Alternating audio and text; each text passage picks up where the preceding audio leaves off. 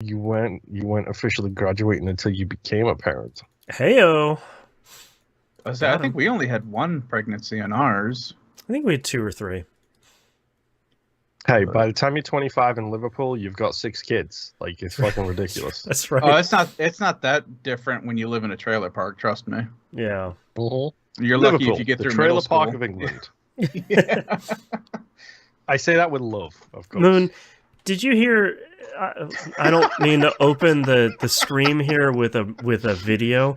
Did you hear the cat that has a Scouse accent? Wait, hold on. I'm looking it up. Cat with a Scouse accent. Enter. Meet the cat with a Scouse accent. Hold on. His name is Phineas.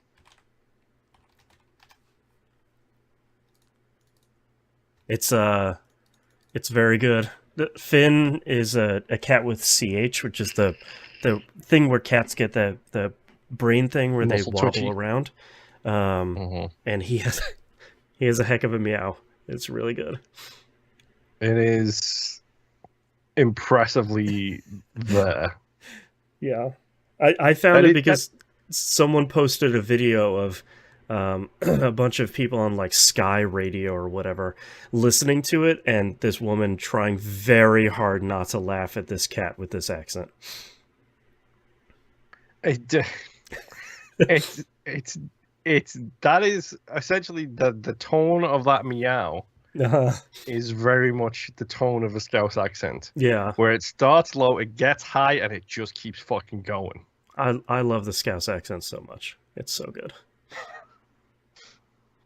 There's a bunch of anime dubs in the 90s that have just like one Scouse woman in the background. And it's just yes. It's like, where did you come from? What happened here? I love hearing a random Scouse accent just show up in the middle of like of a random fucking movie and just like, wait, why is there a Scouser here? Like that's weird.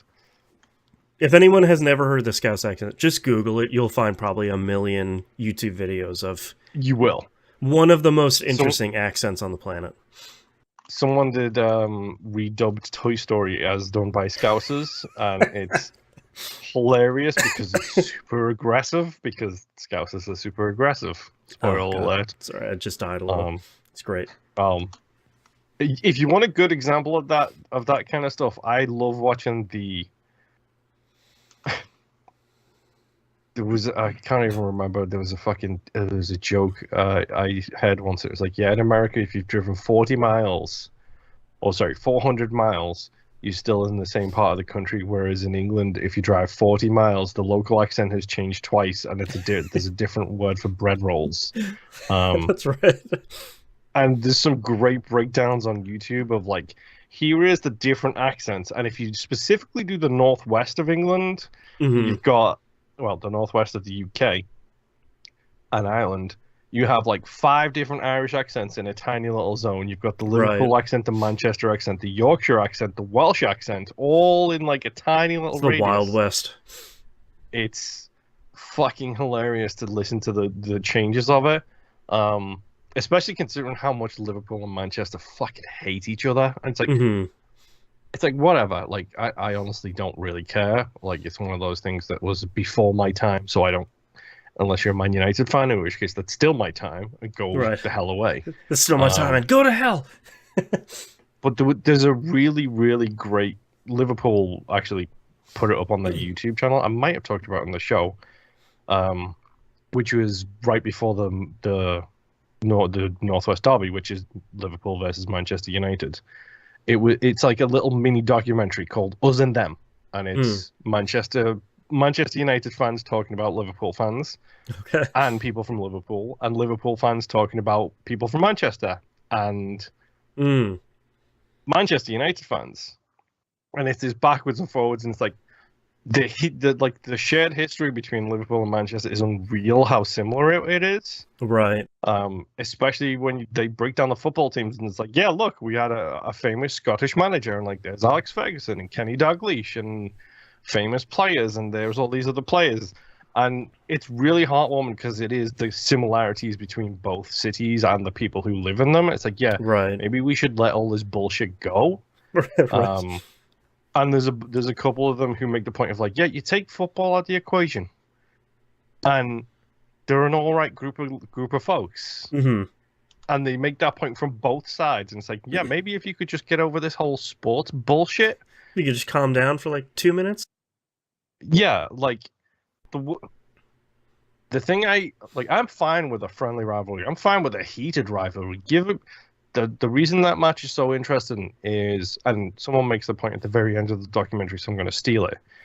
If Chelsea and Arsenal are first and second in the Premier League, and they're facing each other on a Sunday, and Liverpool and Man United are bottom two of the Premier League, and they're facing each other at the same time, what game are you going to watch?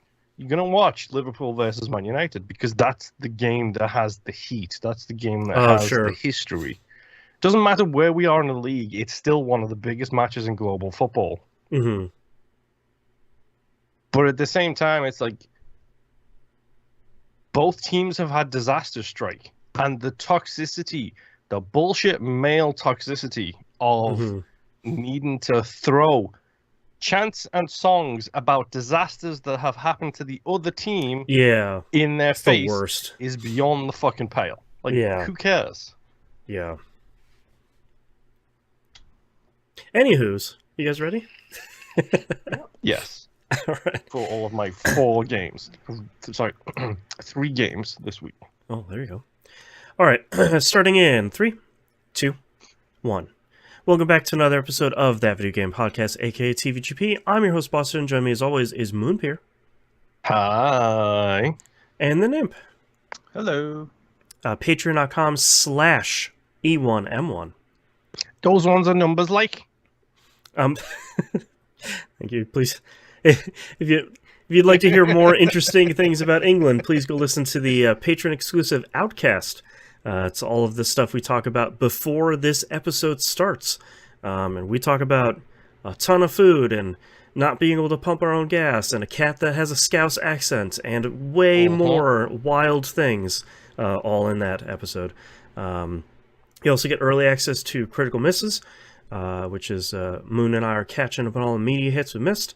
You get early access to We Roguelike It, where Moon and I are just trying to cram as many roguelikes into our consoles as possible. We're playing. No wonder I have no hard drive space. It's your fault. That's right. That's what it is. Never mind the fact that these are like 2 gigabyte games. It's all your fault. It's full of bugs right now. We're playing probably one of the most complicated roguelikes we've ever played on the show at the moment, which is turning out pretty interestingly. And then you get exclusive access to the Outcast, like we just talked about. And then if you're $5 or higher, get access to the Critical Misses production meeting. Should be one coming up here pretty soon, I think in 2 weeks. We're talking about Season 20. And then coming up this week, you get the next episode of The Wayward Sons, the watchcast of the Supernatural TV show that Moon and Nymph are going through. So we'll have. I'm gonna tell you, this one's gonna be fun. Like this month is some fun episodes. Yeah, so you get all of that, like 12 episodes or something, for the low price of $5 a month, not per episode, per month, over at patreon.com/E1M1. Those ones are numbers, good chap. Moon, what have you been playing this past week? So I couldn't improve my numbers. I apologize. I'm hitting that mid-season slump. In April. Video game mid-season here. I was gonna say it hits us all differently. That's right. That's right. Well, I couldn't improve my numbers. I still got 3. I'm hitting a double in the fact that I'm still going to talk about the 2 same games, and then I want to talk about a different game because I have to. Apparently, I'm trying to do 1 new game a week. Apparently, okay. Let's talk about the obvious ones first. Marvel Snap. Let's get that straight out the way. New season started on Tuesday, Monday, whatever it was. I don't know. What's the new season? This one? Hitmonkey is the new season. It's Animals of course. Assemble is the theme. Boston, you should totally look up the Avengers Animals pack that they currently have on sale, because it's got like... Let's see if I can show that here on stream. Who's an ant. It's got Captain America, who's a horse. And I can't remember who the other one is, but they're all really stupid cute, is what I'm saying. It's really dumb how cute they are. And they did just reveal what is it? Is it Frog or Frog? I don't know. Frog Thor. Right. I forgot about Frog Thor. He's in the game now too, and it is stupidly funny seeing little Frog holding Thor's hammer. Yeah. But yeah, I didn't hit infinite, as I mentioned. Whatever, that happens. So yeah, that's a really cute goose really as well. Cute goose. Yep. It's ridiculous. I have to point out, it's first week of the season. I got bumped down to 40, and I'm already at 57 again. There you go. Look at that. Got a solid deck. We're doing it. Living the dream. Well, the funny thing is, they nerfed the Shuri Red Skull deck, which is the one I was using primarily because I just couldn't be bothered with anything else. Then apparently the nerf was not nerfed enough. Oh no! Okay. So they re-nerfed Red Skull again. They doubled down on the nerf. Yes, they finally nerfed Gallahorn, aka Red Skull. That's right. And so he went down in power even more. And it's like, okay, fine, whatever. Stuff happens. So I rotated out of my Red Skull deck back into my Modok Morbin Time discard deck. Oh yeah. Because I just love dropping Modok on the board and watching him literally destroy my entire hand because I don't know. I don't know why. It's just fun. I will say, though, Hitmonkey is probably a too powerful card because I'm seeing people drop Hitmonkey. He's the new premium card. His ability is, for every card you play this turn, he gets +2 power. Wow, believe. that's a lot. So... The problem is, you also have cards like Beast and Falcon who remove cards that you've placed back into your hand and reduce their cost by 1. I'm starting to see it. All right. So you'll get people who will drop like 4 1-power cards, then Hitmonkey, and then drop Beast down, remove all of those 1-power cards and Hitmonkey back into your hand, and then the 1-power cards cost 0. And Hitmonkey keeps his attack damage the same. Right. So then you drop him again, and he gets another 6 on top of that. Oh, look at me. Now I'm a 96 power card. It's like, wait, sorry? It's getting ridiculous quick. It's like, this is what I was talking about a couple of weeks ago, where it's like, I don't want this number of variables. Right. I just don't. I don't want to have to think about what type of deck someone is playing. I want to see 2 cards and no. I want to see 2 cards and think, okay, you're running Galactus, so I'm going to throw a debris down so you retreat immediately, which is always hilarious when I can see someone's building a Galactus play, and I'm just like, okay, I'm going to throw debris down and fill up all of these lanes so Galactus can't unreveal. Right. And then I snap, I throw debris down, it blocks the thing, Galactus gets flipped over, and then they retreat because I threw debris down and stopped their move. It's great. I love being a D-bag to people playing Galactus decks. That's right. Because as much as I got crap for the move deck early on, Mackie, looking at you, the Galactus deck with Null is insane. Like, you throw a bunch of cards down, you destroy them all, then you've got Galactus and Null, whose ability is they have the power of all the destroyed cards. Right. So, like, okay, I guess that's just a win if you can get it. I'm getting more sensible about retreating. I'm doing smart things rather than stupid things. Except for apparently Saturday afternoons, and my note to myself is don't play on Saturday afternoon because I went on like a 15-game losing streak. Oh boy. Yeah, stuff happens apparently. Yeah. But Marvel Snap, I like Marvel Snap. It's great. You should join the Discord and chat with us about it. Other game, obviously, is the obvious one. It's Monster Hunter Rise. I'm now Hunter rank 72. Wow, okay. Which I'm at that point in the Monster Hunter game Then my next quest is quote unquote, is to get to Hunter rank 100, which you do just by killing things. The achievements in Monster Hunter games are never great. Okay. So now I'm on that achievement grind. So I literally just finished every single low rank quest for the guild to get the banner and the achievement for completing many low rank quests. Oh, many. I see. Uh-huh. It's so clear. So now I'm doing the same thing for the high rank quests. Completing many quests. Yes, which basically translates to do all of the quests. Is what it breaks down to. Right, it's a Capcom game. I forgot. And there's a bunch of other ones like talk to people a bunch of times, which I hope that's not missable, because if it is, I've already missed it. Like by a long If it's margin. missable, I'm going to lose my mind. I will. I literally will. There's one for riding the stupid dog for 10 hours. It's like, my guys, I only rode the dog for like 4 hours and then switched to a 2-cat layout. Like, 2 cats greater than 1 dog. Like, nice and simple. That's the way it goes. Oh my god. So you should have planned your playthrough better. No, because I wasn't looking at the... shockingly enough, I wasn't looking at the achievements when I was playing the game. That's what happens when you do that, man. Yeah, you miss a bunch of stuff and have to play a stupid, crappy game again. I'm not putting another 100 hours. Stupid good Monster Hunter. It's fine. If it's talk to everybody, then I'll just do the bare minimum and talk to people in a second playthrough, because I am that broken.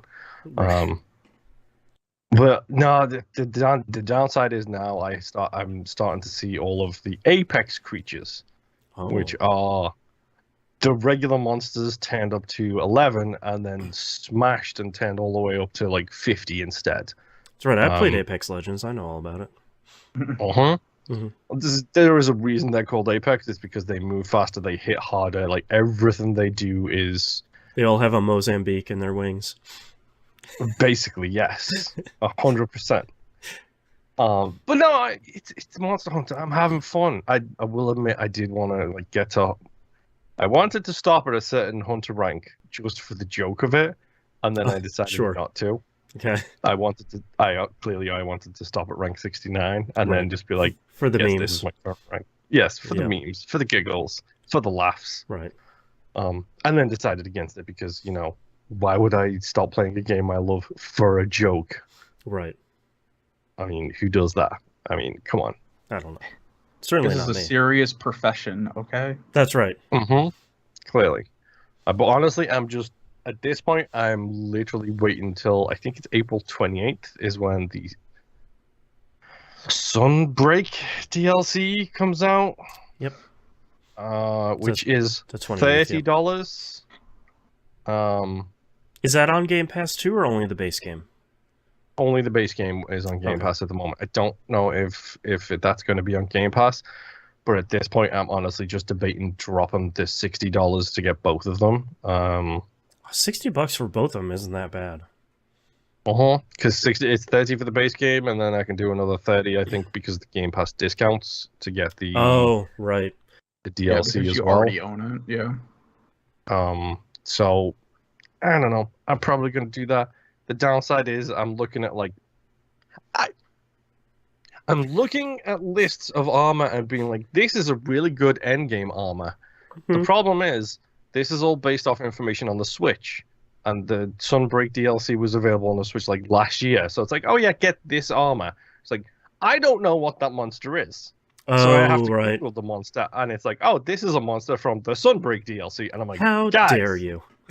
It doesn't exist in my game yet. Why are there search for best armor for original game or base game? No, that's why when they put the spreadsheet together, there's one tab for vanilla and there's one tab for Sunbreak. Get your tabs together, people. So it's ironic. It basically, the website I'm using looks like a spreadsheet because that's how you know it's the serious one that you want to use, because it doesn't look good. Yeah, because you have it's not the user-friendly UI. You have that's the guy to trust. One, which is like cool and looks great and everything like that. But It's The one you're literally using is all like UI, no thanks. It's literally list of contents with the Yeah. different patch notes next to each Yep. one, and then It's a each one website is from like 2001. Yep. I love it. Downside is it does have a bunch of Sunbrig stuff in it. I just need to figure out what to like not look at. Downside is the flying toaster icon keeps breaking the website. And So Forgot about that screensaver. website specifically, I've got into the habit of going to the thing I need, screenshotting it, and then going away from the website because it has auto playing ads, which overwrite audio. Bleh. It's like, no, I'm listening to a more civilized age, not your Dodge Charger commercial. dude, just I'm listening to a load- Star Wars load the podcast. Thank you. webpage. I want to say load the webpage and then throw your phone in airplane mode. It still loops it. It's annoying.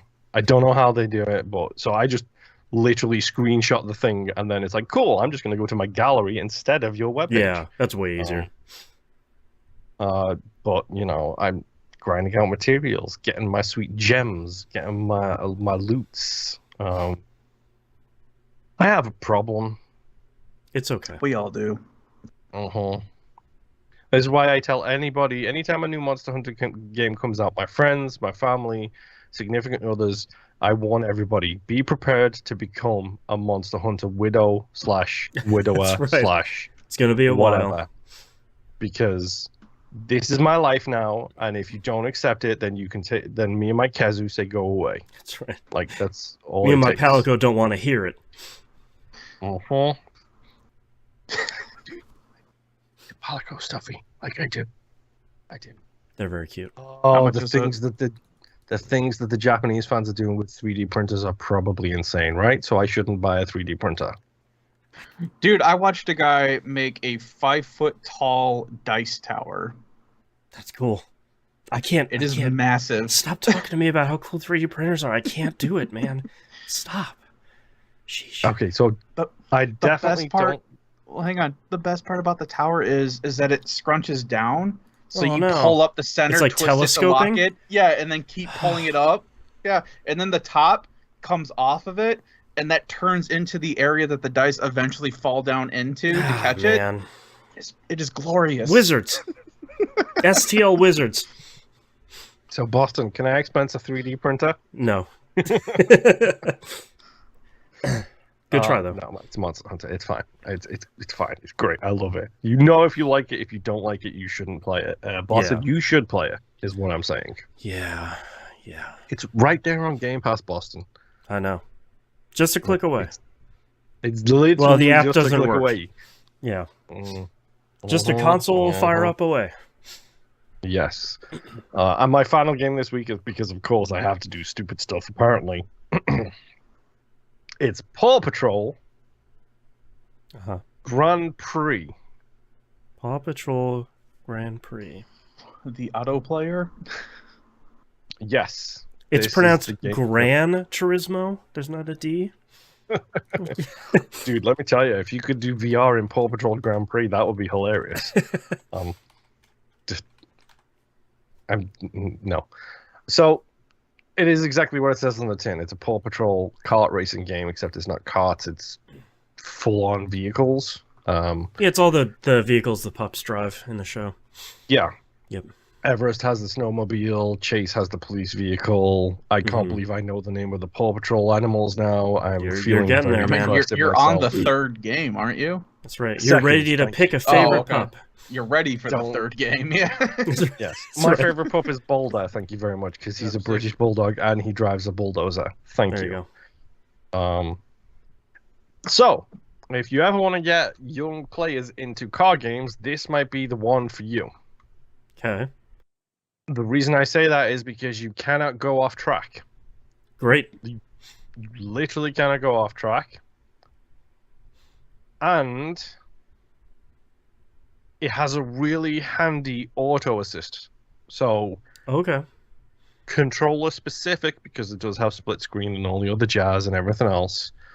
It has controller specific auto drive or whatever it's called, or drive assist, Yeah. which Yeah, so it like goes keeps you on dead. the road.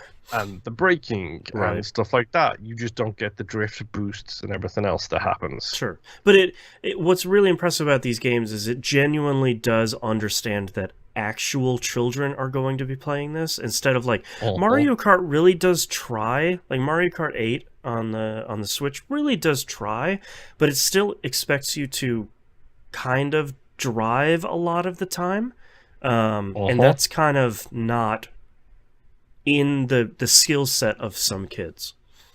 Yep, and let me tell you, the auto drive is good enough. The fact that it will literally win races by itself on the easiest difficulty, so you are fine. Perfect. The reason I know that is because there is an achievement for completing the story mode as every single pup. Oh boy. Yes, which is like a 0.6% achievement, by the way, Boston. That sounds about right. That and Binding of Isaac, right there.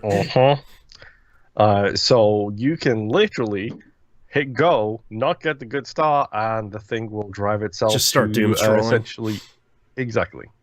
Start doom scrolling, or playing a Marvel Snap game while you're doing nothing else. Multitasking. Kind of going through your Monster Hunter Rise spreadsheet. You got plenty of time.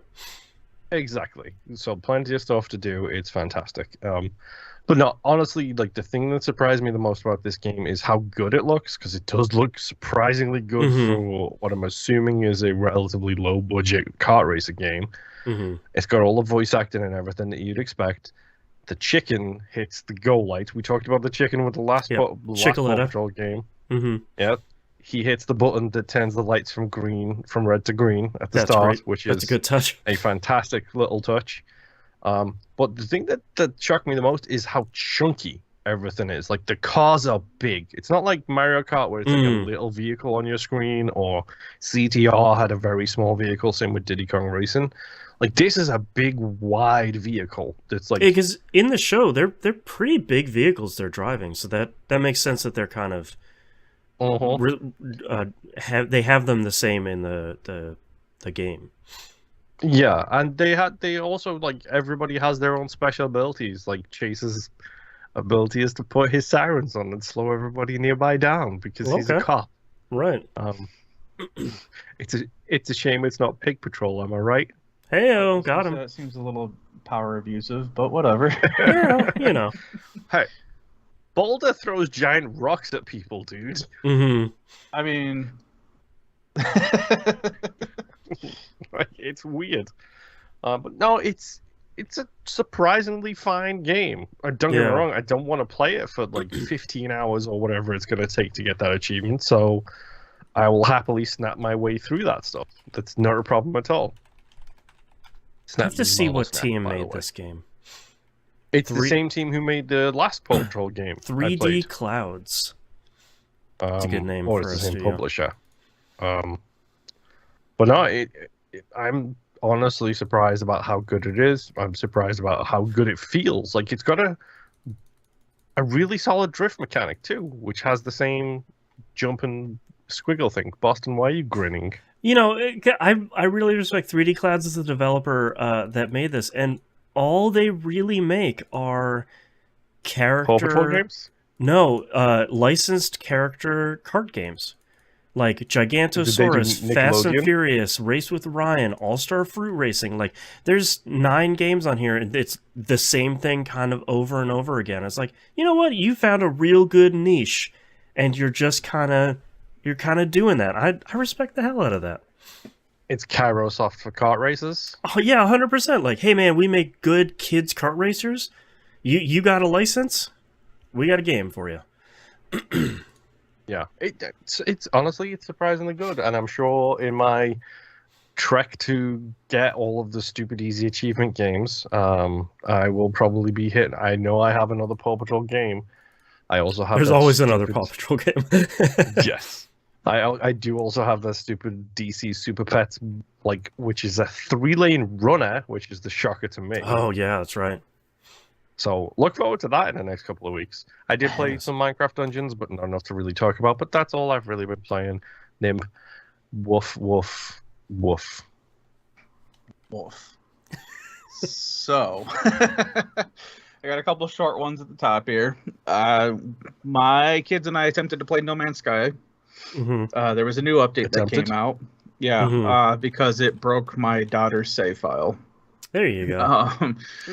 So we had to delete her save file, which was fine because we weren't really doing anything. So we just deleted it, reset it. My son and I, we had to load into our save file in single player after the update, so that way the save file would then update to the current version. Oh, right. You basically hop into your ship, hop back out of the ship. It saves. You're good to go. You can play multiplayer with that save file. Then the other problem became, after a while, one of my kids, we don't know which one, probably I'm not naming my names. son, yeah, got into a fight with the sentries. So that was definitely your son. Yeah, which for my daughter was fine because we basically had her set up on God mode. So she's just there getting shot, but nothing is happening to her, really, besides just the annoyance of her controller vibrating, which I will talk about the new controller that they picked up after this as well. So we start escalating the I guess the GTA wanted stars that we have for this. And it gets all the way to the point where they drop down the massive mech, and this thing drops down like a meteor, and then it slowly unfolds itself and just starts standing up tall, and then my game crashes. Great, you got a little bit of everything here. Yeah, so I get I am playing the PS4 version. My son is on the PS4 version. My daughter's on the Xbox One S version. So I get the PS5, hey, there was an issue with your game. Would you like to send a report? And I'm like, yes, go ahead. Sure. Load back into it.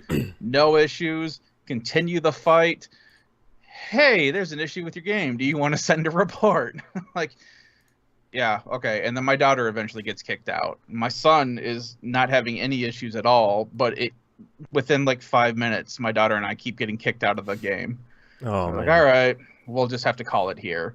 But they did release an update. We haven't had a chance to play around with it, but I would assume that this update is fixing the issues that we are having because they're usually pretty quick about it. Yeah, the nice part about them is usually when they put out a big patch like this, there's over the next couple of days, they're just putting out patches nonstop of just like, we're fixing crash bugs as fast as we can. We're fixing planets that got corrupted or whatever. Like they're dumping out patches, and they're usually really good. I was like, because normally this would be my, hey, stay away from this game. You know, it keeps crashing. But, I mean, this is what, their 6th, 7th major update now? No, this possibly is like the even more? 27th, 28th? Is it really? Yeah, they're way up there, yeah. Obviously, I don't pay attention. Let me go look how many it either is. way, though, they have usually been really good about, hey, we release big new update. So for the next 3 days, our staff are online. And then we are going through reports and releasing, minor updates to fix whatever issues happen out in the wild. So usually within a day, it's fixed. Right. Not all the time, but usually. So I still say, if you're looking for a great value game, go get. You can no longer get it for $20 now. It's sitting pretty high at $60, which I don't have an issue with. This was its 30th free update. Jesus. Yeah. Okay. So still clipping along. They have a track record of fixing issues that they provide. So. Yeah. But yeah, still a really fun game, even for $60. But I mean, it's still on Game Pass as well. So if you have Game Pass, go ahead and grab it there as well. It goes on sale all the time too. Yeah. Like you can find a physical copy for real cheap too if you're looking for one of those. Like you got a couple ways to get it. That's pretty good. So there is a sale going on right now with PlayStation, and I think Xbox just launched their springtime sale or whatever as well. And I believe it is currently on sale. So I don't know for how much, but anyway, there's a lot of extra fun stuff that they've updated that we have not had a chance to check out. So that's No Man's Sky.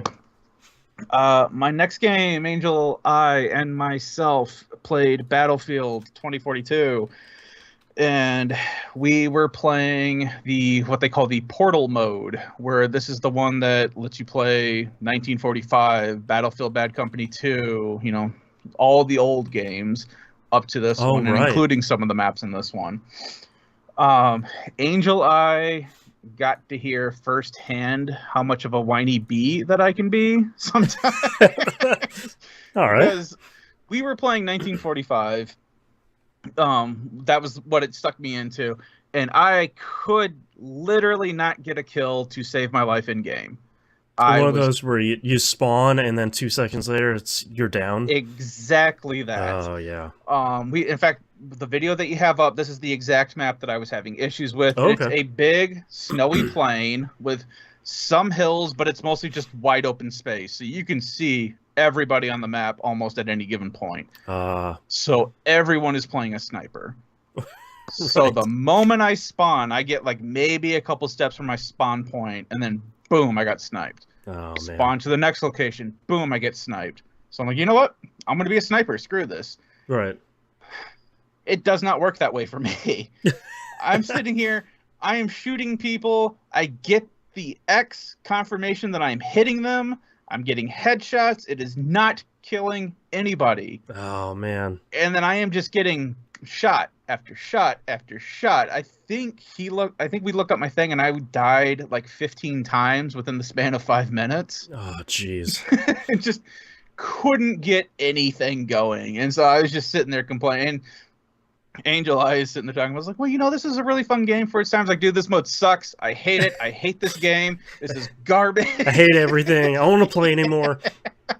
But I mean, I wasn't being, you know, saying it to be malicious or anything. It was just You're me just having one of those bad matches. Run. Yeah, it's how it always is. Where after a while, it just gets frustrating. It's like just let me kill somebody, even by accident. Walk, come on.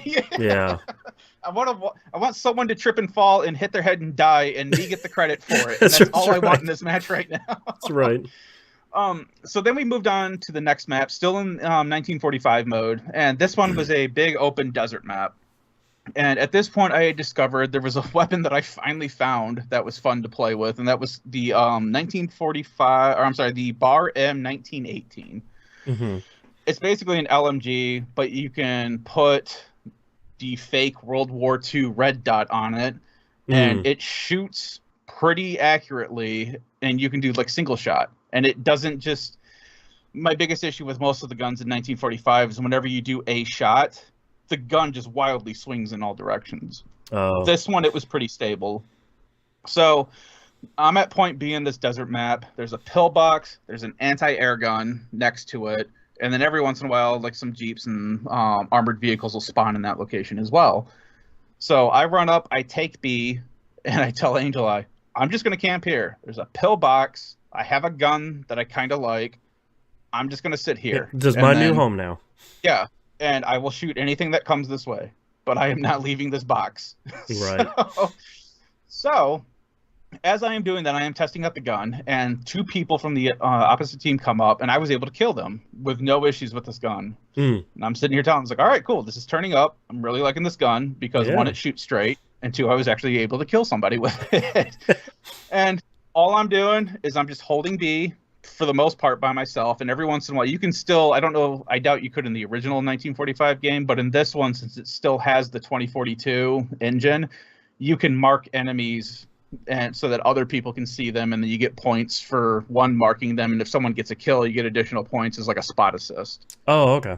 So I see some sniper way off on like this giant mountainish thing who's trying to shoot me, so I mark them. Somebody with a plane comes by, drops a bomb on them and kills them, and I get points for that. I'm like, all right, cool. I'm really starting to help out.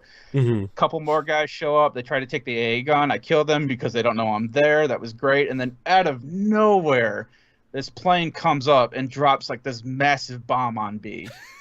And I happen to notice it just at the right moment where I run back into the pillbox, and the thing blows up everybody but me. And I'm like, this is fantastic. So the guy makes his run, and he's like, he keeps going, he turns around, and I jump into the AA gun, and I start shooting at him. I doubt I hit him at all. I'm pretty sure the other plane was the thing that took him out. But, I was giving it the good college try, Right. So he comes back, and all of a sudden, he just kamikazes the plane right into B. Oh, jeez. Which, again, I run back into my pillbox and survived that. And I'm thinking, that was pretty sweet seeing all of this happen. I'm like, but I wonder if that guy died or if he jumped out at the last minute. He jumped out at the last minute because he tried taking our AA gun, and I stabbed him. Man. Meanwhile, Angel is like out there in the field, like he's trying to get me to leave B, and I'm like, no, man, this is going really well for me. It's all turn up Millhouse on B. Leave me alone. Exactly. It's like, you have fun out there. That is your element. Right. I am living the stalker life of I am hiding in this pillbox, and when somebody shows up, I shoot them, and then I go back to hiding in my pillbox. So, surprisingly, we managed to win that match. So, nice. But it's just dumb fun. I get a little. It's that sometimes. kind of stuff that's the fun in Battlefield. He and I will go back and we talk about dumb stuff while we're playing. I get way more agitated about it than he does, even though we're having fun. Mine's mostly just, oh hey, look at this dumb thing that we're doing, and then I get a little heated, and then I'm like, yes, we are playing a game, but I can still get mad at how dumb the game can be sometimes. Right. So that is still a thing that we're doing. We may branch out into other games here and there. We're still trying to figure out. We don't want to go out and buy games, so we're just trying to see, okay, what do we already own that we can play, or what's on Game Pass or something like that. Yeah, Game Pass, or what have I gotten in the past from PlayStation Plus that you know he may have access to or bought at some point. Because I mean, I think I have all the Battlefield games on PlayStation, and I think a bunch of them are on Game Pass as well. Yeah, EA Play is part of Game Pass. So so I mean, pretty much all of them. More than like 6 months old is on there. Yeah, so it's just us having dumb fun, just being stupid and yelling dumb things at each other while we're playing, and then wondering if our microphones are reaching out to everybody else in the game or if we're just being stupid to each other. Whatever. So. Next game that I played, I will touch on this one briefly. Trails to Azure. I am in Chapter 2, Day 1, Part 2. JRPGs. Yeah. That sounds like an episode title for a TV show. That's right. Well, guess what? With this TV show currently, they have introduced a new skyscraper in this building, and everyone is getting ramped up for this brand new country trade conference that is happening that all the other country dignitaries are showing up for, and we're posting up to make sure that nothing weird happens. It's definitely not a trap. Let's go. Absolutely not. There is no way anything no one's getting poisoned. Yep. So that is currently what's happening. They've introduced another character that you see periodically throughout both Sky and Cold Steel. His name is Prince Oliver. He has a alter ego where he goes out amongst the people and he plays as a bard. And he has a lute. So alter ego Stefan Urkel. Pretty much. And he solves problems by singing. Which does he get new clothes while he's out there? Yes, he does. And at this point, it got him shoved off of a roof. Oh, yeah, okay. Because nobody was having it. So, that's where we're at right now. Fun little humor of people getting shoved off buildings and not bad things happening. My last game that I'm going to get into is Tales of Iron. This was on PS Plus this month, right? Correct. Right. My son actually played this, and he has beaten it already. It's only like a 10-hour game. Well, it's an 8-hour game, 10 hours for a completionist kind of thing. It is currently on PlayStation Gold or Plus, whatever we're calling the stupid PlayStation stuff now. Whatever they're doing now. Yeah, it is available on all consoles, including last gen. And it is described as a Soul-like. And yeah, they even describe themselves as like a hardcore Souls-like game. Which, I mean, if you put it on the hardest difficulty, yes, but it's not really. You don't have the stat boost. You have like an Estus Flask equivalent. You have like benches. It kind of feels more like Hollow Knight, which even Hollow Knight is technically a Souls-like, but it seems more akin to Hollow Knight than it does an actual Souls game. Right. So when you start out, this game is about rats fighting frogs. And you are a rat in the Rat Kingdom, and your father, I think it's like Ratus, the first of his name, defeats like a frog chieftain, and they end up building like, you know, the whole rat empire kind of thing. And so the game opens up with you being the crown prince. The frogs have started to come back, and the king at this point is super old, and he wants to pass on the crown to you, so that way a more capable fighter can take on the frogs. Flash forward about 5 minutes into the game, everything goes sideways. The frogs ambush, the king is dead, your kingdom has been torn and razed. Shocker. Yes. So now you are playing as the Prince Rat. You start out, basically you were trying to do a trial to prove that you were ready to become the king. That's when the ambush happens. So now when you come back from that, you're trying to get back into the kingdom, and you have to fight like all of these frogs, and all of you have is like a rusty sword, and I don't even think you have a shield at this point, which is fine. But so you're trying to make your way back into the kingdom, and as you are fighting these frogs, watching the video, it gets kind of gory in a cartoonish way. But I'll touch on that here in a minute. The buttons for how you play around with this are kind of odd. To heal, you have to hold down L1. It takes away from your bug juice, is what your Estus Flask is in this game. And you have to hold it the entire time to completely fill up your health. To block, you have to hold down L2. To attack with a one-handed weapon, you have to press R1. To attack with a two-handed weapon that you get eventually, you have to press R2, which feels really weird that's to do. A little strange, yeah. Yeah, it takes a little bit to get used to. And then eventually, like I now have like a bow, and I just picked up a crossbow for that. There's no aiming. Your character auto aims, and a lot of times they tend to miss on smaller targets that are far away. But you just tap triangle, and it just auto aims and shoots. So you don't even have to hold it or anything like that. They do have a parry system where you hold down L2, have your shield up, you wait for a specific attack to happen, you hit R2, and then they will parry, and then it will kind of stun lock them for a second, and then you can attack them. So the way to know if you can parry an attack is an enemy, they have like different light, like flash indicators above their head of different colors. If it's yellow, it's an attack that you have to parry. If it's a red flash, it's attack that you have to roll or dodge away from. And if it's a red circle that's flashing, it's like an area attack that you can't block and you can't roll away from. You just have to get away from the area as opposed to try to roll through it. So it's not bad. Some of the mechanics are kind of weird, where it's like your character, if you push up on the D-pad, your character will pull out their weapons, but it makes them run slower. So you hit up on the D-pad again and they can run faster. They can jump, but it's not a very great jump. A lot of time, like if you have to get momentum going to make, like if you're trying to jump up above you to get to like a higher level, you have to kind of get a running start and then jump at it, because if you're just below it and jump up, it's not going to make it. But the character does grab the edge of things, but it's kind of finicky. I was also having issues with picking up items. The square will come up and prompt, and you have to hit square to pick things up, but sometimes if it's a little too close to something else, you have to like kind of finagle it to get that pixel perfect location to then hit square and get it. So sometimes it's just weird like that.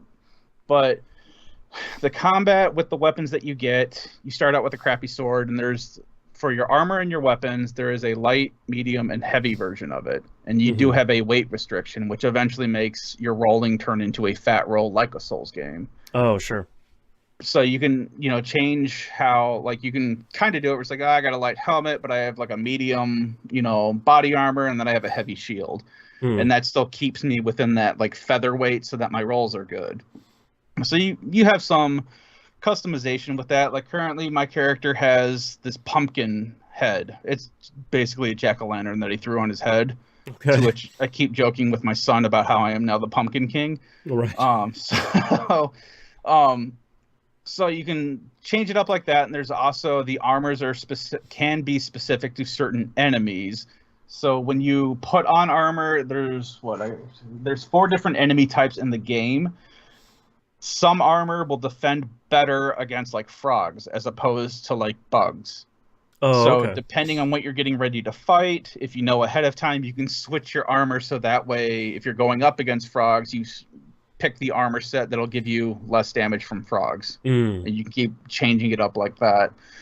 The way to get your health to increase is you have to come back to the chef. You have to build the kitchen, which I have not done yet. And then you have to give the chef the specific cooking ingredients that he is looking for, eat the meal, and then you will permanently increase your health. Oh, okay. And that's it. Other than that, there's no like stats for you to mess with. So, and there's no skills to unlock. There's no, extra abilities or extra like accessories or equipment. It's basically just your weapons and your armor, and then that's it. So it's not bad. It is very funny the way that they talk. It's all done by narration, but when your character goes to communicate with somebody, it's done by like, you get the little pop-up speech bubble, and then it shows like when I was trying to save the cook, you walk up and your rat basically has a little speech button and has a question mark. And then the other rat that you were talking to shows 2 frogs with the chef in the middle that's basically tied to a spick that they're carrying. Okay. And then it'll show you like an arrow to the right saying, yes, they took the chef. Continue to the right of the map and you will eventually find the chef. Oh, okay. That's fun. And then the narrator sometimes steps in and is like, oh, so-and-so spoke with so-and-so, and this is, all that fun stuff. So it's a pretty interesting game. You do have the ability to pick. I'm currently playing on easy. There is a normal mode, there is a hard mode, and once you beat the game, there's 1 or 2 more extra hard modes that you unlock once you beat the game. Okay. As well as like some extra like hidden special bosses that you can take on as well, which my son was attempting to do. He either already has the platinum or he's 1 trophy away from getting the platinum. Goodness. And that's just him. I mean, he was on spring break, but right. That was just him tooling around with it off and on throughout the week. So it's fun. It looks cool. Yeah. I'm having fun. I'm going to continue playing it, especially with it being so short. I'm planning on finishing it up, hopefully by next week. That way I can focus on other things, but I will get back to you on how this game continues from there. So nice. I will have more for you next week. But my very last thing, which is game related but not a game, is the controller that my wife and daughter bought. Oh, yes. Because my daughter kept dropping my Xbox One S controller, and now I have a massive dead zone on this bad boy that I need to pull apart and replace the left stick on. Right. So they went out and bought a PowerA Spectra Infinity controller, and I will show. Let's see, make sure that comes in. Nice little picture of this controller. Is a wired controller, and it lights up. And it was $33 on sale, which is why my wife wanted it, but my daughter wanted it because it lights up. Hey, who can blame her? Exactly. I've played with it. It feels very nice. It doesn't feel cheap at all. I know a lot of people get kind of freaked out about, wired controllers and you can't trust third parties to make. It's got that nice kind of rubbery feel to like basically the whole black portion around it. Like the whole faceplate part? Yep. Okay. When you look at the controller, like in the video that you show, all the clear parts, that's all LED. And you can completely change what color it is, if it flashes, all of that stuff. And I think I got the box here. I think it was talking about how there was like 5 different modes or something like that. So you can just have it just be like green, or you could have it flash green, or you can have it flash through, everything else. Right. The wire does unplug from the controller. It obviously does not play that way. Yeah, but it's not like a molded cable on the top of it. Yeah, and it also does have that break-off point closer to the console to help with, kids and walking away with a controller. That way you're not ripping everything out of your TV stand. Right. And yeah, it does come with a Velcro strap. So that way, like how I have it, I've got the wire is like 10 feet long. So I have it wrapped around the back of the TV, back to the front, and then back around the Xbox. And then I have like the excess wrapped up in the Velcro strap. So if she drops it, it just dangles from the desk. Oh, okay. And that's all we have to worry about. It also does have extra buttons on the back.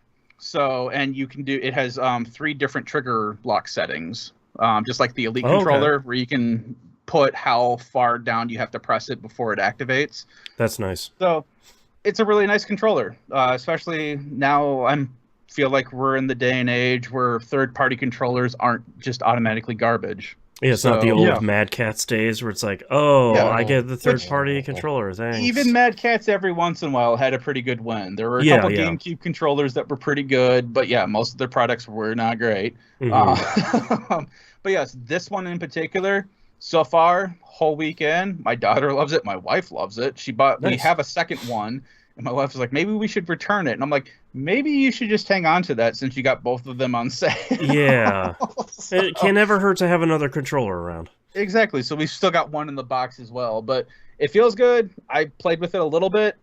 I've had no issues with dead zones or anything like that. Buttons feel good. They respond just like a normal controller. So if you're in the market and you don't have an issue with the controller being wired, I would highly suggest going with this controller. So that looks cool. But that's all I got for this week. That's the PowerA Spectra Infinity wired controller. Yep. There you go. All right, couple kind of quick ones here for me. Destiny 2, we are at the end of the new raid, the Root of Nightmares.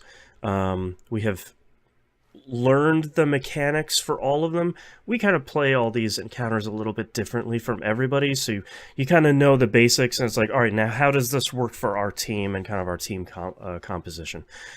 So we actually this week we did both of the first two encounters on our first try, which is great. We took a couple of tries to do the third encounter, which is the planets encounter. If you're watching the video version, that's what I have on screen right now. And then we kind of have our strategy down for the last one, and we ran out of time before we could clear it. This raid is really interesting because I think I will agree with the general consensus that this raid is easy. I disagree that that's a bad thing. I think there should be some raids in this game that are easier, kind of your introductory experiences on raiding and working as a larger team and doing sort of more detailed mechanics, because it is something so different from the rest of Destiny. It's not an impossible thing. I think anybody really can raid. It's just, it really is a different thing. So you need something like Root of Nightmares or Vault of Glass or Deepstone Crypt, these ones that are on the easier end of the spectrum to get people kind of into it. And then as you learn that, you can get into the harder ones like King's Fall or Vow of the Disciple, which I think is the hardest one because it has like 400 symbols you need to memorize, and that's just, it's a lot. You gotta pull out your Enigma cipher to figure out what you're doing. Yeah, we just like pinned on our Discord channel, we always had the map of like, here are the 27 symbols and what they're called, and they're in alphabetical order, so you know what. So it's a lot. I think my criticism of this though is that the strength of something like Deepstone Crypt or a Vow of the Disciple, some of these raids, is that everybody has a job. And maybe one person needs to focus on ad clear, or two people or something. But the majority of the people in the raid are going to be doing their thing, so that the group can succeed and so you can keep doing the fight. My big criticism of Root of Nightmares is, in the first encounter, one person does the mechanic, 5 people do ad clear. In the second encounter, 2 people do the mechanic, 4 people do ad clear. And to me, that's kind of the wrong ratio. I think there should be... ad clear is important. And if anyone doesn't play any of these games, ad clear is just like killing the little enemies that are kind of all over the place and they're spawning all the time. That way the people doing the other mechanics aren't being overwhelmed by just 30 enemies every time they turn around.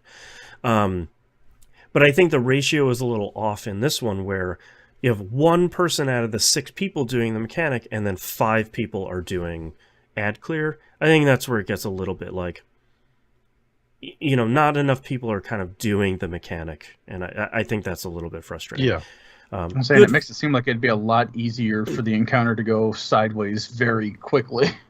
Yeah, and like, I'm sure some people are going, well, actually, it's like, well, you can have 2 or 3 people do the mechanic in the first one. It's like, yeah, but it doesn't make it go necessarily that much faster than just having one person be in charge of it and just kind of do the job. And so it's not bad. I like it as a raid. I think the plants encounter, the third one, is probably the most interesting, because you have, for us, we kind of have 2 people do one mechanic, and then once we get to like the second phase, 4 people do the same mechanic, and then you get to the boss damage phase, and then 6 people are doing that mechanic. So it's this kind of cool, like, more and more people are doing the mechanic as you go through it, which I think is pretty interesting. But I like it. I think it's cool. I think it looks good. There's way too much running from encounter to encounter. I am not exaggerating that in between encounters, like the first and second encounter, there's about 7 to 10 minutes of running, which is a lot. I don't mind a little bit, like, show off the engine, make some cool stuff, but it's a little bit too much, and you feel like you're spending most of your time running in the raid, which is kind of frustrating. But I bet we'll probably have a clear this week. We've got all the mechanics down, we've got all the fights down, and kind of how we do it. So, and then we can kind of start farming it and figure out what loot and stuff we want from it, and try and get the exotic, which seems pretty cool. So cool. Good news on that front. The game I've been playing the majority of this week is Stardew Valley. Shock, shock, shock. I did finally get access to the new island that was added in the last big patch 1.5. There's an island called Ginger Island, and you kind of have to do a whole bunch of stuff to do before you can start that process. So the first thing you do is finishing the building the community center, or if you're a real scumbag, you do the Joja Mart playthrough, and then you kind of finish that whole thing. Don't support Joja Mart, guys. So I completed the community center, and at that point you just dump a whole bunch of kind of end game materials into a boat, and then Willie can take you from the Stardew Valley over to Ginger Island. And I really wasn't expecting it to be as big as it is.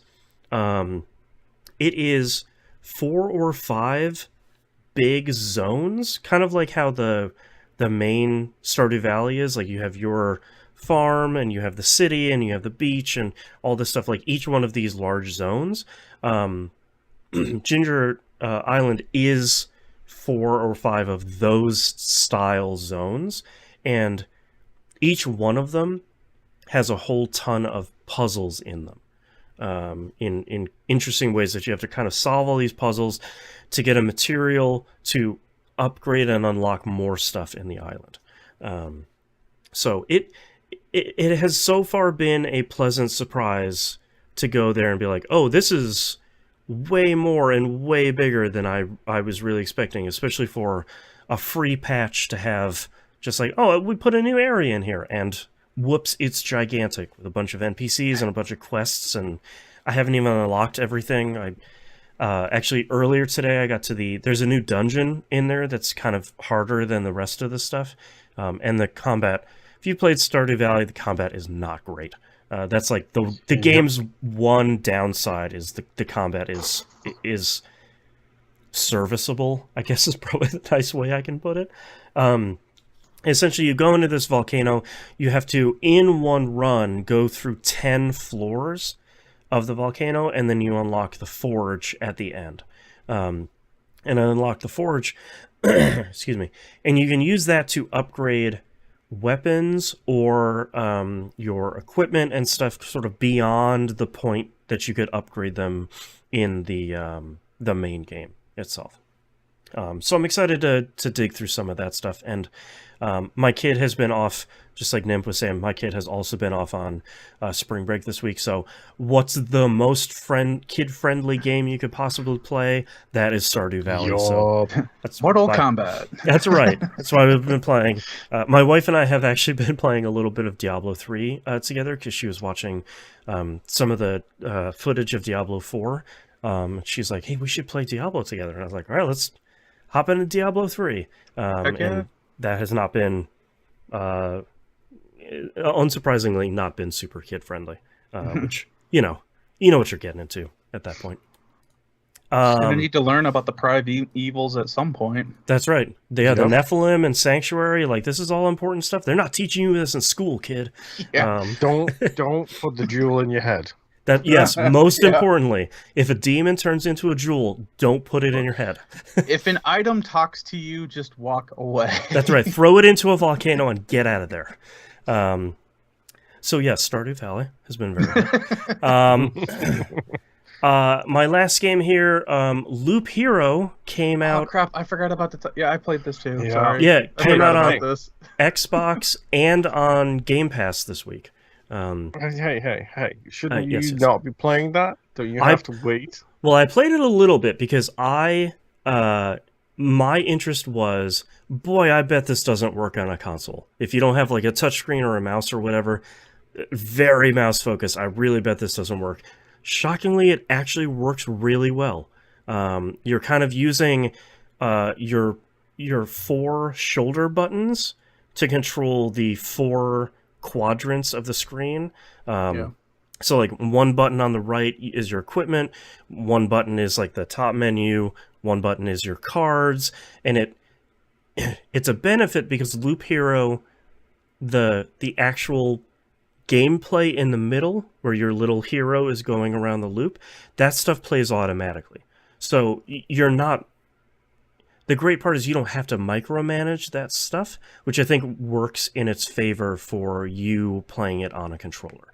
The only part where they give you kind of a mouse cursory thing is when you're putting your cards down in the environment, but the mouse cursor actually moves fairly fast and feels pretty snappy, so it doesn't feel like it's this thing where it's like, oh man, I wish I had a mouse. It's not one of those things.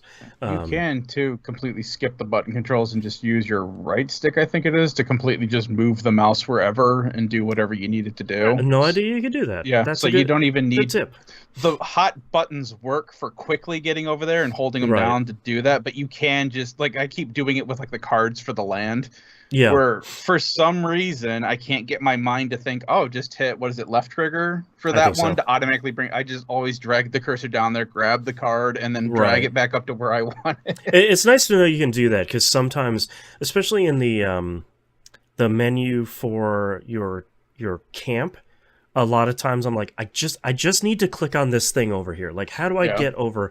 I can just mouse over there. That's a good tip.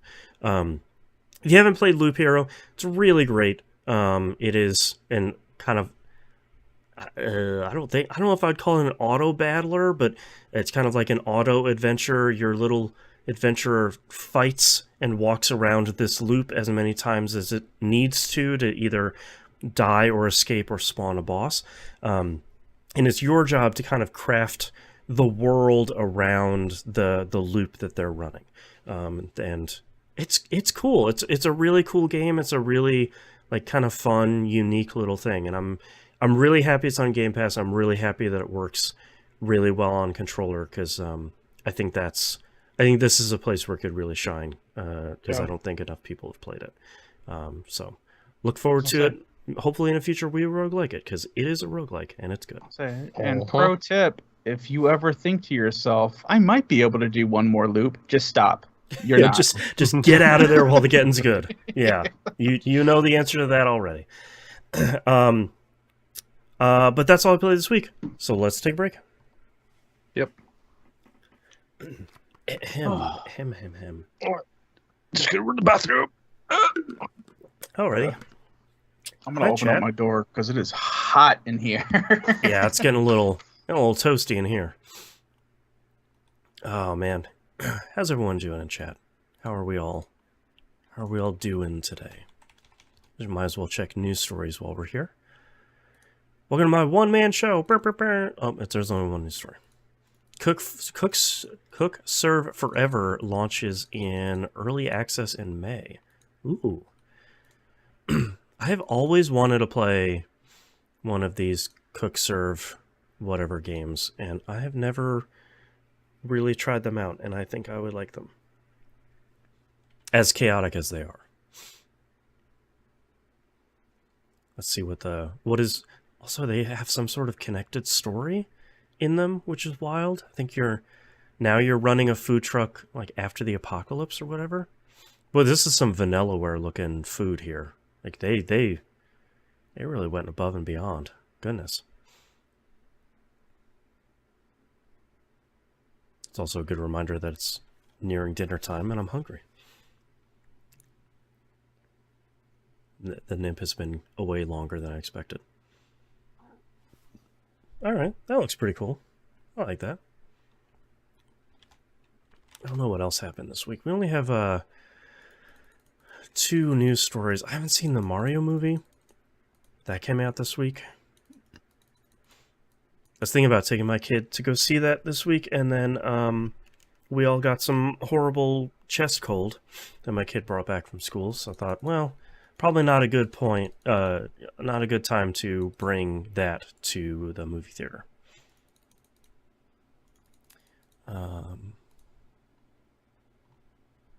Faywar says, Moonpear, can't believe you didn't play the free trial of that EA Monster Hunter like. Oh yeah, EA just put a trial out for Wild Hearts. Here we go. Kotaku has a list of the 20 greatest Simpsons episodes of all time.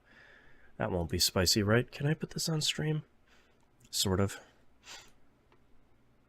Cape Fear. Oh, after Sideshow Bob is released from prison, comes after Bart. That's a great one. Homer at the Bat. I'm not enough of a Simpsons, like, diehard to know. I know the monorail episode, of course. Bart After Dark. I don't know that one. Homer the Great. The one about Treehouse of Horror 6. Yeah, I'm not even that much of a Simpsons expert. Also, I feel like that's one of those shows you could probably put on in the background and just watch for a real long time, but that's too many seasons. No, thank you. For what? Simpsons. Oh, yeah. Like, I mean, just catch up on Simpsons from the beginning. It's like 35 seasons of 26 episodes apiece or something. Oh, my wife just reminded me that Family Guy is on like its 30th season right now. Wow, is it really that high? It's pretty high up there. Let's look here. Come here. 21 seasons, 404 episodes. Hey, it's a puppy. Puppers. She's actually like 7 years old. This is as big as she'll ever get. It's a big puppy. Yeah. She does not like being held. I can tell. Hang on, let me put you down. Chill. Shock of shocks. There you go. There you go. Wow, that's wild. All right. I am ready to go when you guys are. I am too. Let me figure out where show notes are. Here they are. So let me shut my door real quick. Give me a second. I'll have the cost out in my mouth. Yep. Faywar in chat asked if you have played the EA's free trial of Wild Hearts. That's their Monster Hunter-like. Nope. Don't need another one of those in my life right now. I will buy it when it's on sale. That's true. Yeah, I actually... people seem to like that, but I feel like it might not have the longevity that Monster Hunter does. I don't think it's like a one-and-done kind of thing. But I'm not sure if it has as long a tail. Hee hee. Tee hee. Ha ha. Ho ho ho. Is that that Gotta cut that building off, dude. Thank I'll you. say that building one you're talking about? Yeah, the Wild Hearts. Wild Hearts, there we go. Yeah. All I keep thinking of was Wulong because they came out on the same time. Yeah. Well, from what I heard, it also needed some love, so I'll let it get patched. Yeah. Assuming that EA are going to let them patch it. Console versions were... Send it to die. Yeah, console versions were fine, but the PC version had, like, in the back half of the game, had some really weird performance issues where, like, front half of the game, like, yeah, it's running like a dream. And back half, it's like, yep, 10 frames a second. It's like, wait, what happened? So I believe they've patched that already, but I'm not 100% sure on that one. Yeah, man, I can't believe. That's a cool controller, though. I like that controller. I'm glad we talked about that on the show. I forgot you posting about that. Yeah, I mean, it's like I said, coming from the Mad Catz background, I was not expecting a whole lot. Right. Well, which was Faber on perfect chat for my said daughter. that, she likes. She says that PowerA makes good controllers. I don't think I've ever heard of them, but people seem to really like them. I got one of them here. Was that? Yeah. So they're the ones that made the third-party Switch controllers, Switch Pro controllers that we got for my son and daughter. Okay. So, like this Legend of Zelda one that I had sitting here, this one worked great for him, and the Zelda one that she has, they work great as well. I think the only thing, I think these don't rumble was the only thing. Yeah, I think that's the only thing third-party controllers can't do, if I remember. That one, the wired one, does rumble. Oh, okay. I think Nintendo has something weird about theirs, because, like, I have one of the Hori Joy-Cons on mine, and that doesn't rumble either, which is fine. I don't really. Yeah. But I mean, like outside of that, though, it's a wireless Pro controller that works fine, and it feels a little lighter than the official Pro controller. So, right. Yep. Nice. Okay. Are we ready? Yep. Just found 2 more batteries I have to charge now, pulling it out of that controller. Hey, all right. All right, starting in 3, 2, 1. Let's talk releases for the week of April 10th, 2023. Sherlock Holmes The Awakened gets a remake on PS4, PS5, Xbox One, Series Console, Switch, and PC. This is a remake of the 2007 Frogwares Sherlock Holmes game. So, you liked those? I can't speak to that one, but I know I played one of them that was shockingly good. Yeah, they have gone out of their way to say, we have remade this from the ground up.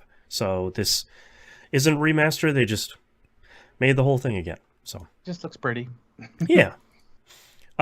Game I'm super excited for this week, Tron Identity comes out on Switch and PC. This is Bithell Games, the ones who make Thomas Was Alone and that Solitaire Spy game. They are making a murder mystery adventure visual novel Tron game, which is just all checking a lot of boxes. That thing looks super, super cool. I'm really excited.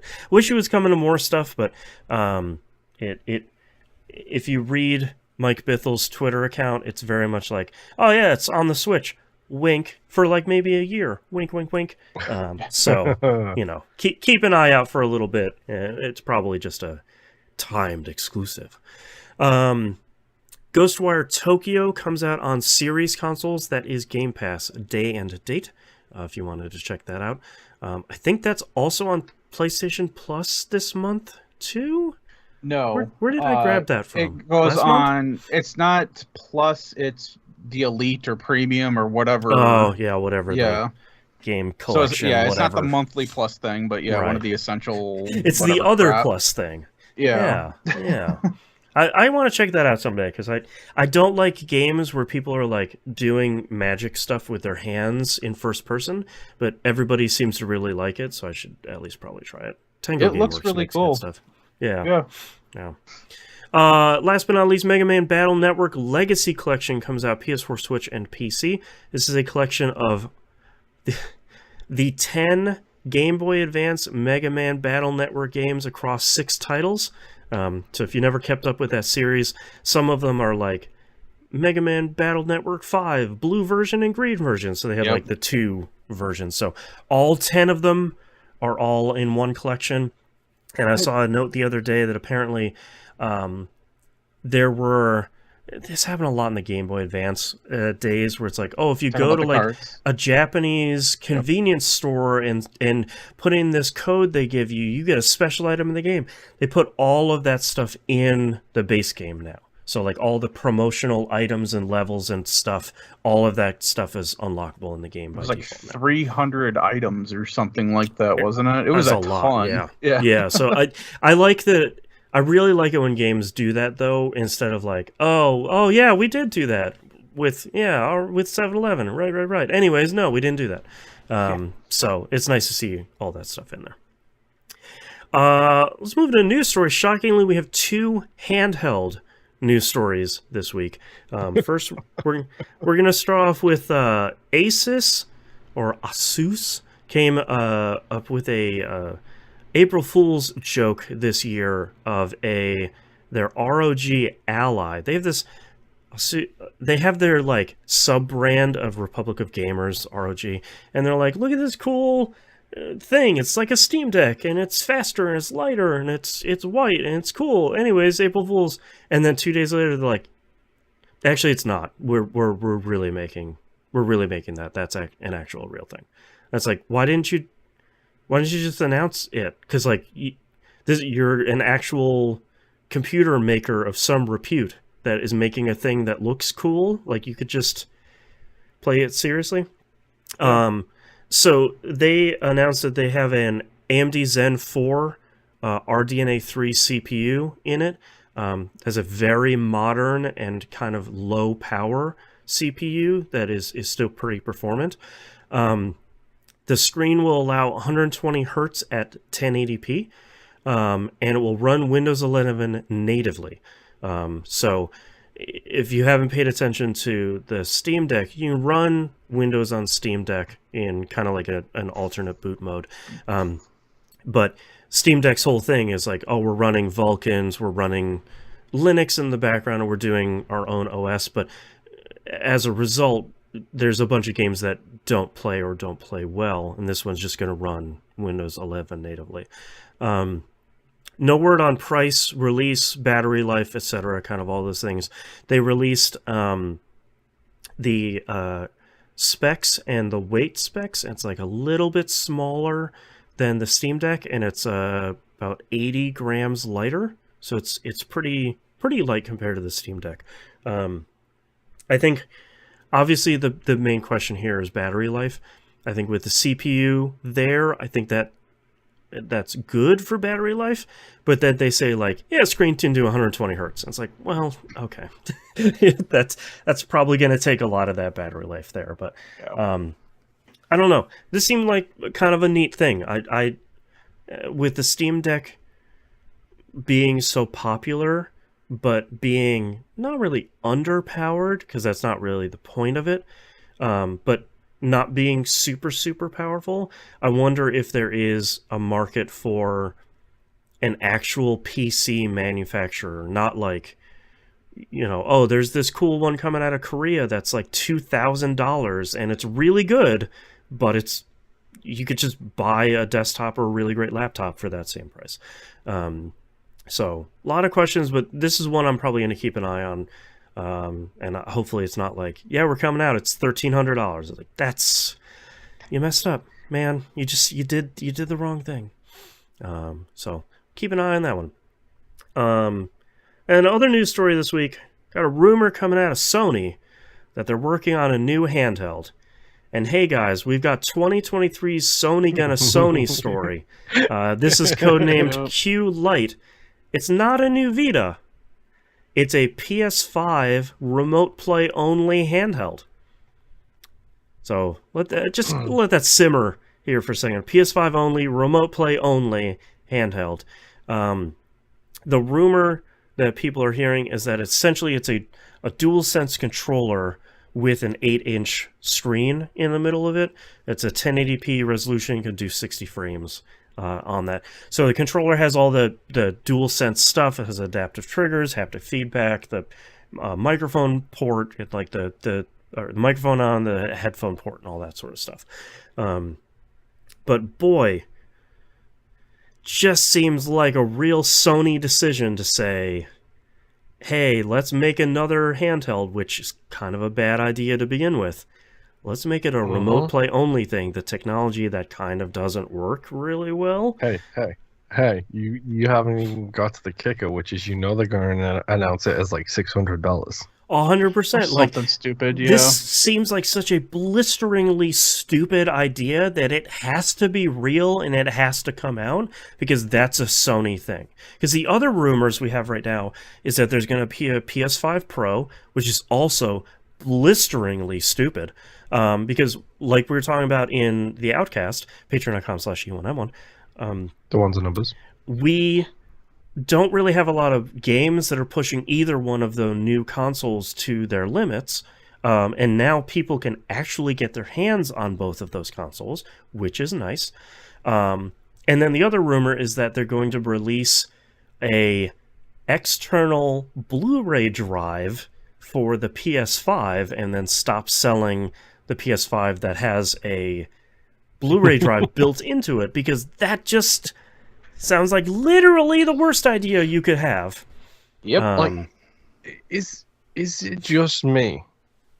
Or is Sony starting to sound like PlayStation 3 era Sony? It happens every time. Every time they have a console that's doing marginally well after the PS2 era, they have to go do something so foundationally stupid that it's just like, I love this PS5. It's selling super well. It's like the best-selling console out there, and like even without Game Pass, it's doing really great. Let's mess it up. Like just put out games. That's the only thing you need to do. Like that's the thing that Microsoft is struggling with, is getting actual games out, which thankfully that is a problem that seems to be alleviating itself this year. But like, all you need to do is just put out games and you're going to do all right. It's just like, no man, how about we sell another HD DVD drive? Huh? How about we do that? And it's like, no, stop it. Well, even when this came out, there were still like renewed rumors about a Pro PlayStation 5 being rumored. It's like, guys, shut up. Like we don't need that. We just started getting it so that way people could get a PS5. Right. The timer should start now for when the PlayStation 6 or a Pro version starts to happen. Right. It's not. Oh, now's your 5-year timer. Yeah, exactly. We released it 3-4 years ago now, so we're a year away from a Pro version. Yeah, and it's frustrating because when you looked at the PS4, by the time the Pro rumors were coming out, I think everybody was like, "Yeah, cool, a more powerful PS4. Well, like we could start using that juice." That generation was also underpowered at launch. 100%. It just was. Yep. Like this generation is like the Series X and the PlayStation 5 was so much more in line with PCs at the time. Right. Comparatively to then. I mean, they didn't even have solid state drives in those consoles. They had 5,400 RPM drives in them. Like and in this generation, I'm running the new God of War at 120 frames a second. We're doing okay. Like things are going fine. I'm running Forza Horizon 5 at 120 frames per second with Dolby Vision on. I'm doing great. I got no power concerns here at all. So it's just. But Boston, the puddles, Boston. The puddles. Oh, the puddles. Yeah, I don't even know. Oh, you don't have ray tracing version 5.6? Yeah. Yeah. And it's funny because, like, you look at, like, Fortnite has Unreal Engine 5.1 with, like, ray tracing and all that stuff, and it looks great and it runs great. So it's like, these consoles can do really great stuff. It's just, we're not even making them sweat yet. Yeah. So, like, just everybody just chill. Especially coming out of, like, a lot of the COVID delays. Like, just get the games out. Get the consoles in people's hands. Get the games out. Do the thing. Yeah. Yeah. It's really frustrating. I mean, on paper, though, this isn't a horrible idea. It's just this is a horrible time to be thinking about. It's a real Sony idea. Because, like, here's my frustration is that I have my PS5 wired downstairs. Yep. And I have my computer up here wired, and I can fire up Remote Play on my computer. I can use it on my phone, too, and it works fine. But, like, even a wired connection to a wired connection on my fast local network still looks like garbage and drops frames like crazy. Like, it shouldn't do that. It should work just fine, and it fundamentally doesn't work. Like, Microsoft's solution for cloud streaming is pretty good. It looks and plays like a cloud streaming thing, so there's like a little bit of latency and a little bit of pixelation. Their in-home streaming stuff works really well and looks really good. And like, I don't know why I would buy a handheld from Sony, and it's probably going to come out, like Moon said, at like $600 or something. It's not like it's $100, and it's like, well, you know, maybe, yeah, sure. But like, unfortunately, they don't have a great track record with handhelds for continuous support for longer than 3 years. That's for sure. So like, Sony's getting Sony, man. It's a dumb enough idea that I could see this happening, which is really saying something about Sony here. So look for it at the Sony State of Play during June, I guess. Seriously. Well, watch this be like the next biggest thing where it's like, well, hey, when you jailbreak this, it outperforms the Steam deck, right? And all this other crap. Yeah, you tell me I can jailbreak this thing and I can use it to like stream stuff from my computer to this thing, and it actually works out really well. It's like, yeah, all right. You were looking for a Raspberry Pi for timers for your washer and dryer. That's right. How about a PlayStation 5 handheld? That's right. How about a Q Lite and then jailbreak it and duct tape it to your fridge? Yeah. Get some QLEDs in there. That's right. Be perfect. Yeah. All right, that's all of our news stories for this week, and that's our episode. Thank you for listening. You can visit us at tvgp.tv. Everywhere to find and follow us is on the right-hand side of the page, including a link to our Discord server.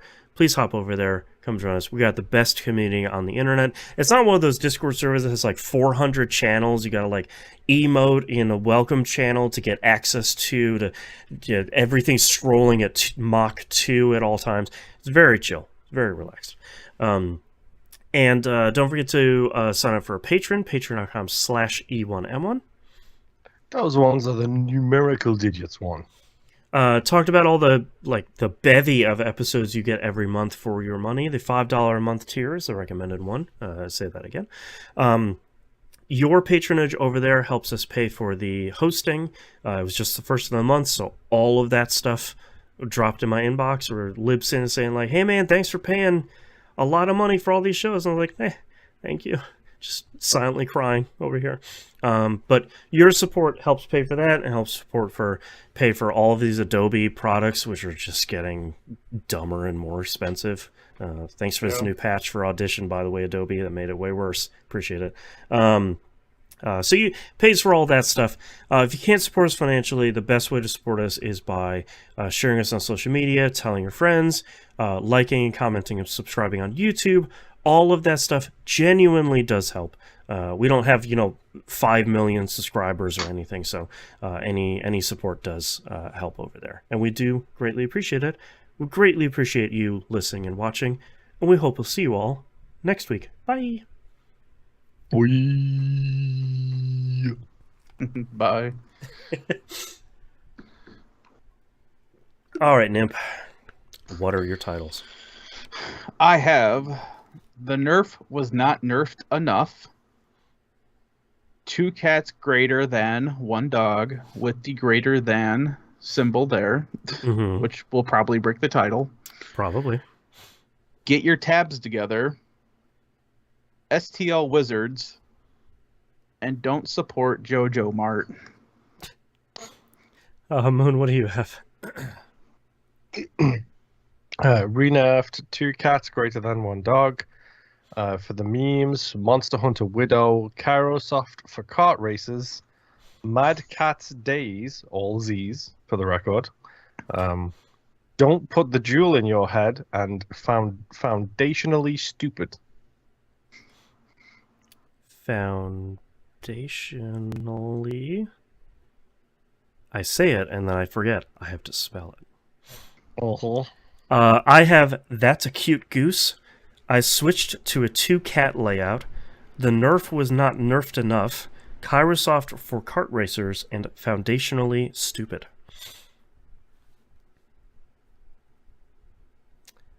I just like saying the words cute goose. That doesn't have to be a show title. I just want to say it again. I switched to a 2-cat layout as like one of the most baffling combination of words on the planet. Anything you guys feel really strongly about? Not particularly. I kind of like Mad Catz Dayz with all the Z's because I'm weird. That's right. Because they did spell it Mad Catz with a Z and then Dayz with a Z. Right. Mads, Katz, Dayz. Right.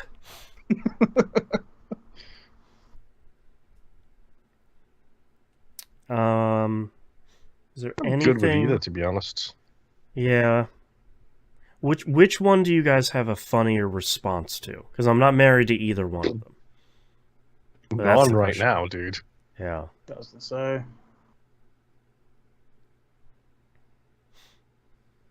I kind of have something for Mad Catz. 2 cat-related titles, which is weird. Are you really surprised? No. Palicos are cute. I now have something for the other title too. So okay. Oh, I boy. still got nothing.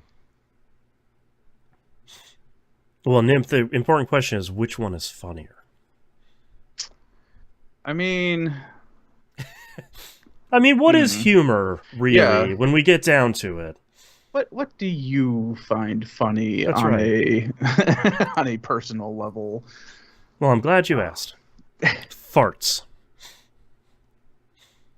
I mean, anyone who doesn't laugh at a fart is a psychopath. Whomst amongst us?